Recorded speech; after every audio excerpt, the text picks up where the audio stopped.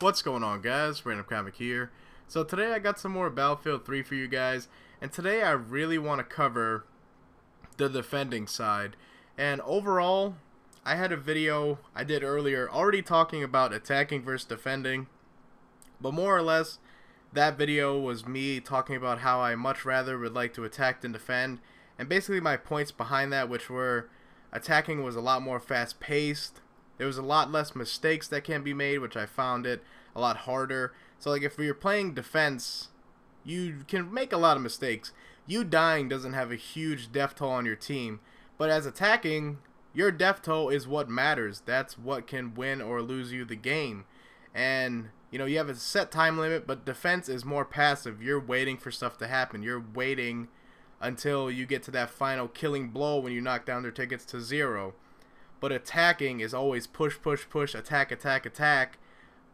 Attacking is always thinking ahead. So even though you're on this stage right here, you're always thinking that once we push through these ones, once this blows up, our next move is to push here. But defending's always like, here I am now, I'm in this spot now, I'm watching and waiting to see what happens.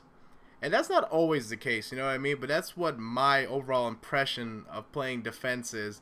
It's definitely at your own leisure, decide what you want to do. Only time you have to do other decisions are when objectives come into play. So if an enemy arms an MCOM, you are like, oh, maybe I should go do that. Which for me, you know, I'm always passionate and heavily trying to be energetic and telling people, play the objective. Defending or attacking, your overall first goal should always be to protect those MCOMs. And in this gameplay right here, you can see I'm trying to be aggressive, but it's hard on this map because a lot of trees and just having prone in the game adds a whole nother visibility issue that comes into play, which just makes it overall impossible. And you got all this, you know, debris, all these bushes, all these trees. Here I kind of knew I was dead, so I thought I'd just run to that enemy spawn and try to pick him off. But when I spawn back in, I come to my surprise, there's some enemies in my spawn. So these are stuff that you can't really account for, but you always got to think of. In the beta, currently, I actually just heard this guy giving off his position. Currently, there's a lot of cheap tactics and stuff like that that are based around the recon class. And there's one of those caterpillars laying in the grass, waiting on you, crawling around everywhere, always loving prone.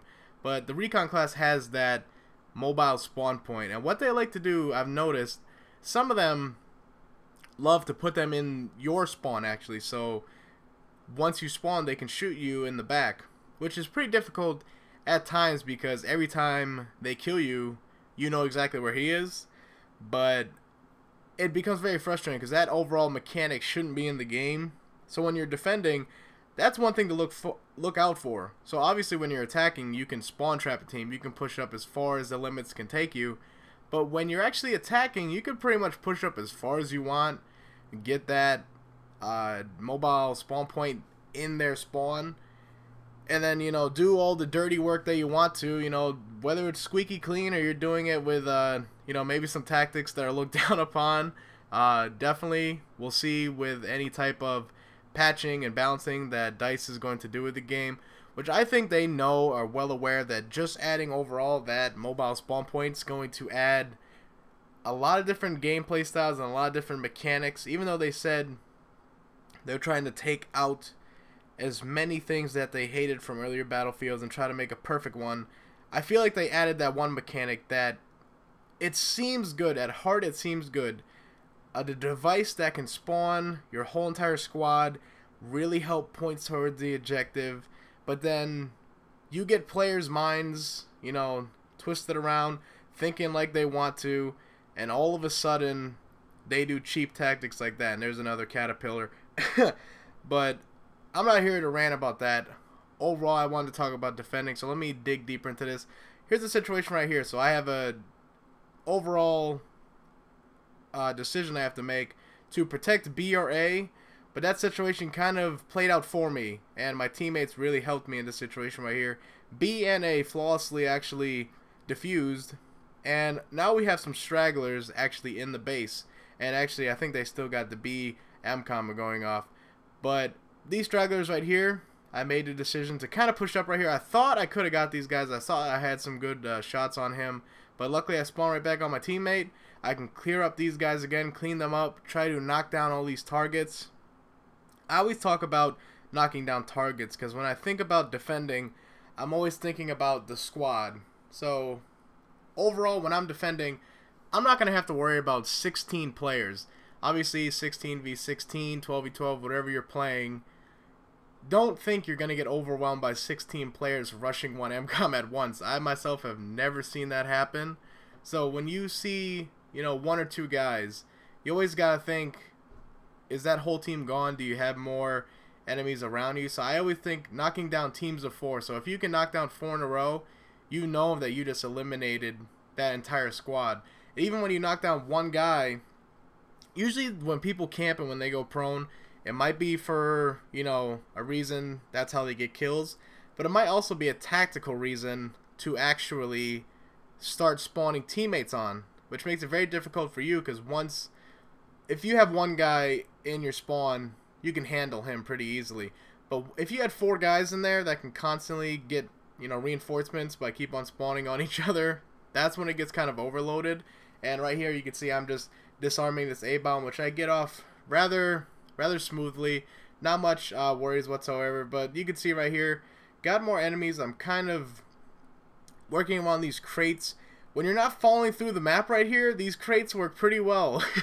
I think everybody else's experience in this spot so far has been falling through the map, glitching down there, and overall just turning the game into a fight who can get under the map. And you know, when the game comes out, I don't see that being a factor, so I don't really have to mention any of that tactics whatsoever. But it does happen. When that happens to you, definitely, you know, only thing you could do, unless you want to join the fun, I guess you could say. I think fun would be the wrong term there, but definitely just leave that server, find a different one where people are actually playing fair and actually play to what you're comfortable with.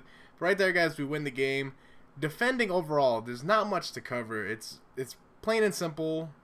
You got a numbered targets. You got 2 objectives to defend. Knock down your targets. Protect your base. Not much more after that, unless you're getting into more competitive mindset. But as of right now, beta, a lot of new players. We're still adjusting to teaching all of them and trying to teach them the ways that Battlefield have kind of put in place of teamwork. But thanks for watching, guys. Hope you guys enjoyed the video. I'm going to try to cover a lot more stuff about Battlefield and the beta overall before it's done. But thanks for watching, guys. Hope you guys enjoyed it. Peace.